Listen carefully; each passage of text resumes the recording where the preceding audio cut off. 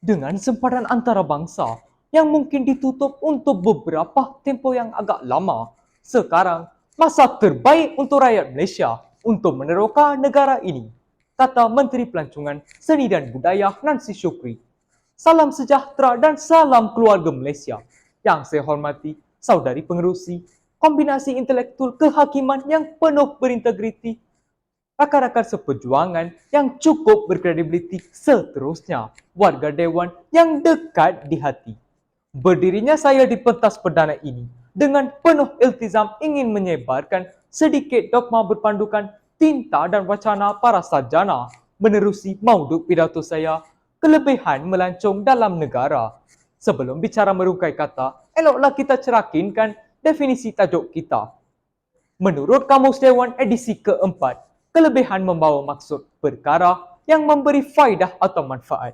Manakala, frasa melancong di negara sendiri pula dapat ditakrifkan sebagai suatu aktiviti percutian ke destinasi pelancongan di Malaysia atau percutian domestik. Secara holistiknya, pidato saya pada hari ini bakal merangkai persoalan apakah kelebihan-kelebihan yang akan kita peroleh melalui aktiviti pelancongan di negara sendiri. Kata orang, jauh berjalan, luas pandangan yang bermaksud semakin banyak kita mengembara, maka semakin banyaklah pengalaman yang ditimba. Oleh itu, ada orang yang suka melancong keluar negara untuk melihat budaya dan rupa bentuk bumi negara orang. Namun begitu, yang menjadi tanda tanya, wajarkah kita mengenepikan destinasi pelancongan di negara sendiri apabila berhajat untuk berdharma wisata? Oleh yang demikian, kita harus sedar bahawa banyak kemaslahatannya jika kita sebagai warga Malaysia melancong dalam negara. Sidang hadirin yang dihormati, cetusan minda pertama saya di bawah lembayung kata destinasi pelancongan dikunjungi, budaya dan warisan bertaut di hati. Sedar atau tidak, apabila kita melancong dalam negara, kita sebenarnya berpeluang untuk mengenali dengan lebih dekat akan destinasi pelancongan, kebudayaan dan warisan negara. Tamsilannya, negara kita kaya dengan pelbagai keindahan khazanah alam semula jadi seperti Taman Negara Mulu, Taman Negara Kinabalu, Melaka Bandaraya Bersejarah dan Georgetown yang telah diiktiraf sebagai tapak warisan dunia oleh UNESCO. Sementelahan pula, masyarakat majmuk di negara kita telah mewujudkan kepelbagaian budaya dari segi kesenian, perayaan dan makanan. Dengan kata lain, kita akan lebih memahami budaya dan adat resam pelbagai kaum rakyat Malaysia jika melancong dalam negara. Jika kita ke Melaka, kita akan dapat kenali budaya Baba dan Nyonya. Ke Pulau Pinang pula, kita akan dapat kenali budaya India Peranakan.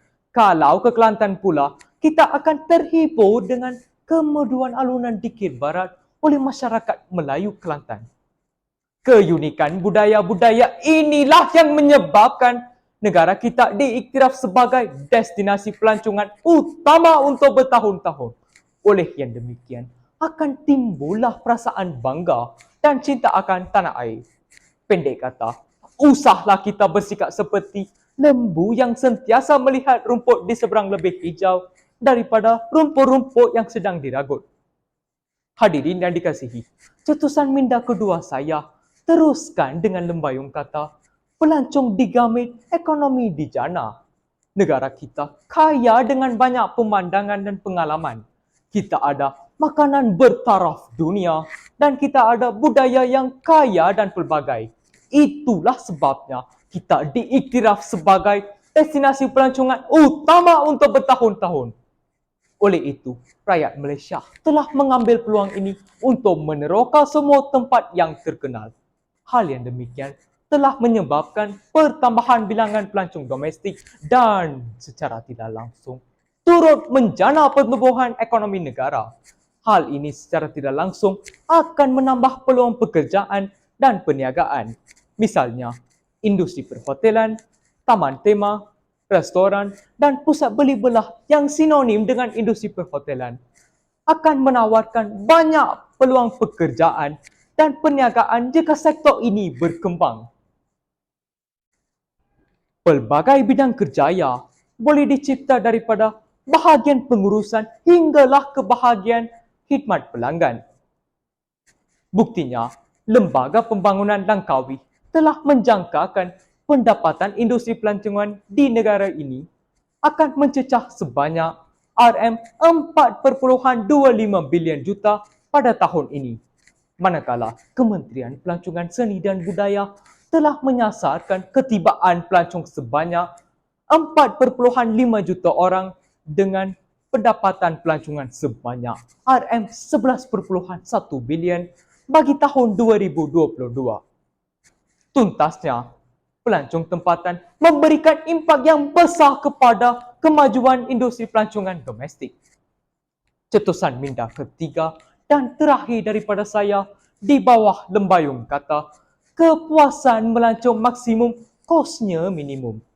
Jika kita renungkan sejenak, kita akan mendapati bahawa apabila kita melancong dalam negara, kita dapat menjimatkan kos. Realitinya, jika berhajat untuk melancong ke luar negara, kita memerlukan bajet yang besar untuk tambang pengangkutan, tempat penginapan dan makan minum. Hal ini akan lebih membebankan jika melibatkan kadar tukaran wang. Kerana kadangkala negara yang ingin kita lawati, kadar tukaran wangnya lebih tinggi daripada mata wang kita. Misalnya, Jepun, Korea, Singapura dan Britain. Kelebihan yang kita peroleh apabila melancong dalam negara ialah galibnya kita diberikan potongan harga atau diskaun oleh pihak hotel atau pihak pengurusan taman tema. Malahan, kita boleh memandu kenderaan sendiri untuk bergerak dari suatu destinasi ke suatu destinasi. Bukankah itu akan menyelamatkan bajet kita?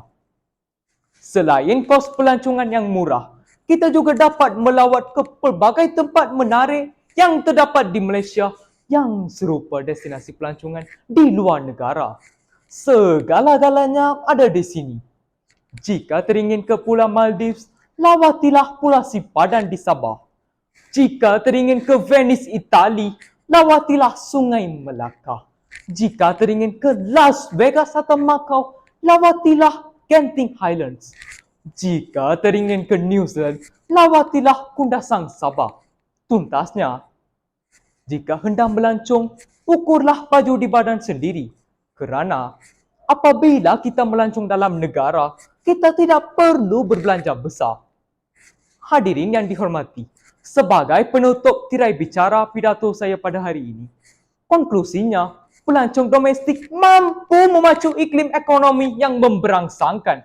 Pada masa yang sama, dapat menyemai semangat patriotik yang seterusnya memperkukuh jati diri rakyat tempatan.